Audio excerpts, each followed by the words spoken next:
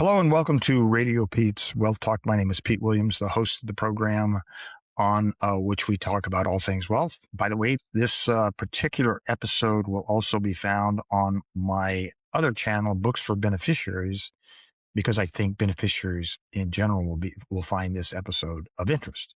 And this is a new sub-episode in which I'm going to call it Real Court Cases. Instead of talking about textbook wills, trusts, and probate, we're going to be talking about real live cases that happen. And most of these cases, of course, when you find them in the newspaper, will be of famous people, typically. And today I want to talk about the Nick Reiner case.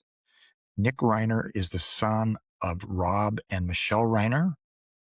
Rob, of course, was a famous director, actor, and his son, Nicholas, is in prison right now, accused of murdering his parents. And he's trying to set up a defense to hopefully be found not guilty of that crime. I am not a criminal attorney. My guess is that he's going to try a defense of insanity or some other mental incapacity so that it doesn't rise to the level of murder, but I don't know that. All right, here's Associated Press. Andrew Dalton wrote an article. Recently, Nick Reiner is seeking assets from a trust that his parents established for him. The motion says that there is a trust fund for him that belongs to him, and the trustees refuse him to give the money. And so it's made it difficult for him to get legal assistance. He had retained a high-profile attorney, Alan Jackson, and Jackson left the case for, as he says, he could not share the reasons for leaving. But he does say that his firm is ready and willing to accept the case if funds become available.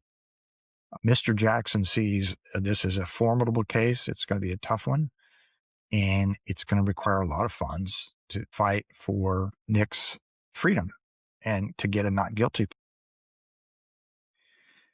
So what Rob and Michele had done in their estate planning in past, they had set up irrevocable trusts for children. So there's a trust from 1993. Nicholas was to receive half of it at age 30 and then the rest of it at age 35.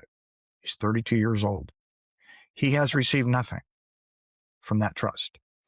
So the first thing he's trying to do is get his payout that he was due at age 30. As the article mentions, there's unambiguous instructions that Nick Reiner's trust, established in 1993, he should receive, according to the motion, at age 30, half of those assets. For some reason, the trustee did not pay it out.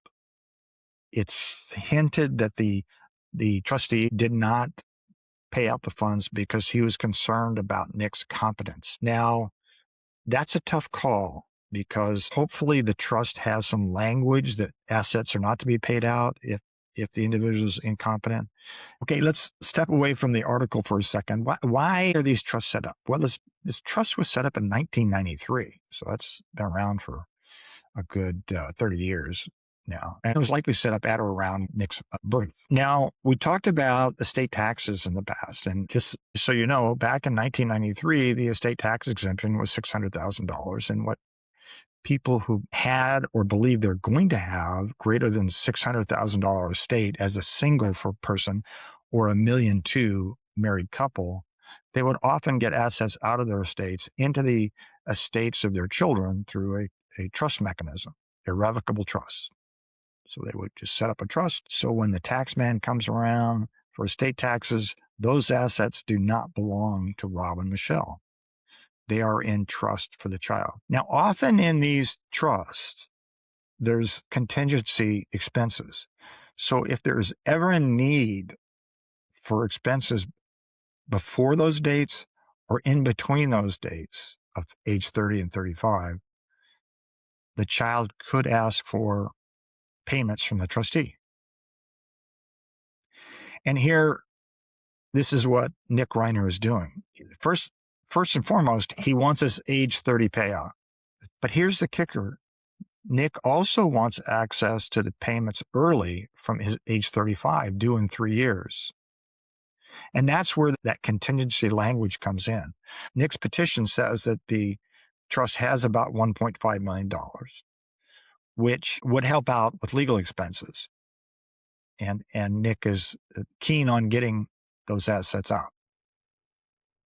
So again, let's step away from the article. It would seem that he's got a very good argument for getting assets that were due at age 30, unless there's some language in that trust that talks about competency.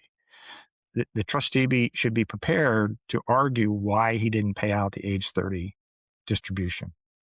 If it's just based on his own intuition, that's a tough one.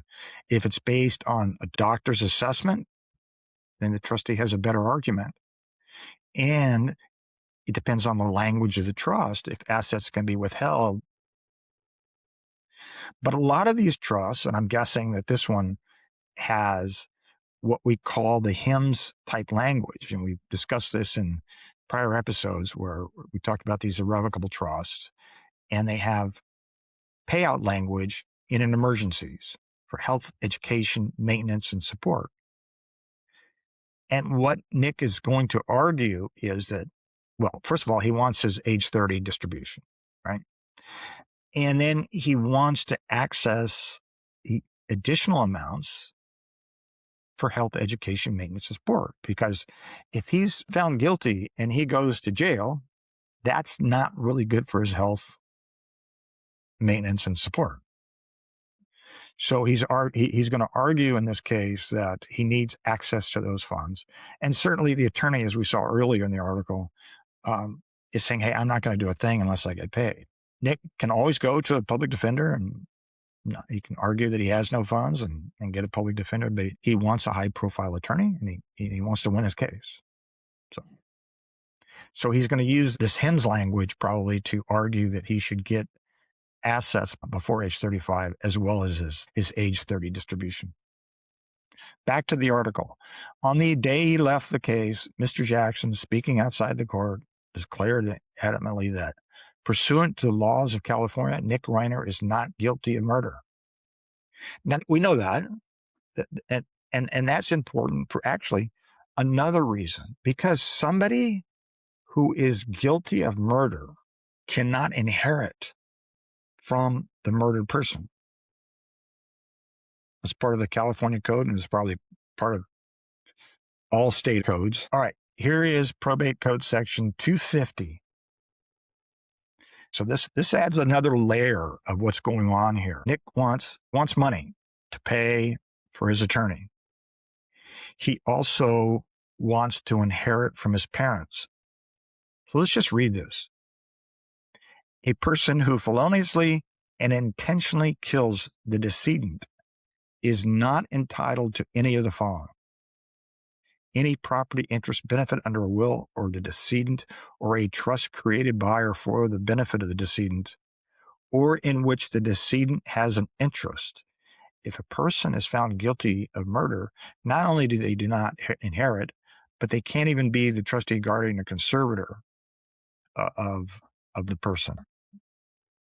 And further, the law says that it's as if the person, the murderer, has died before the decedent.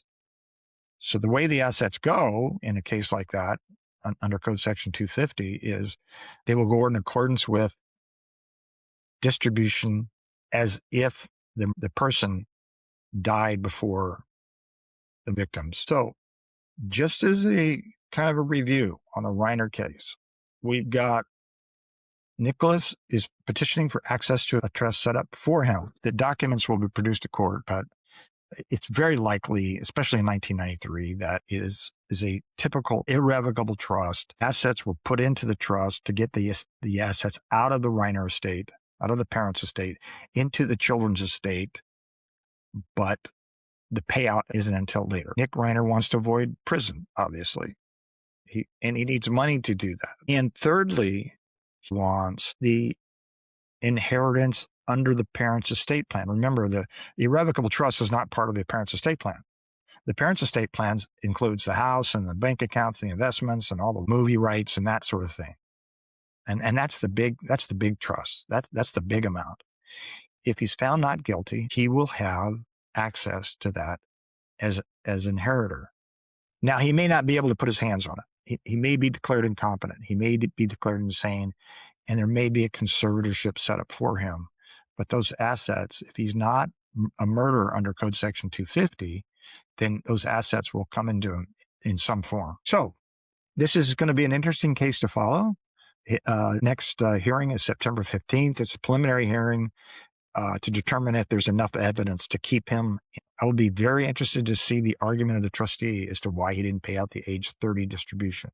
Clearly, he knew something about Nick's behavior at that time, and if you read or hear the news, he did display apparently some odd behavior, including the night of his parents' death. So it's going to be very interesting. And one of the things I do want to look at is the terms of that trust, as well as the terms of the estate plan. So in any event, let's stay tuned. We will follow this case. I think it's an interesting case to follow because of the criminal aspect of it. And I thank you very much. Just remember, of course, that nothing on this channel or in these podcasts are intended to be legal, investment, or tax advice. So do not take them as such, please. If you need such advice, you should seek out your own advisors who know your particular circumstances, which I do not. Thank you. We will continue the discussion on this case. All right, take care.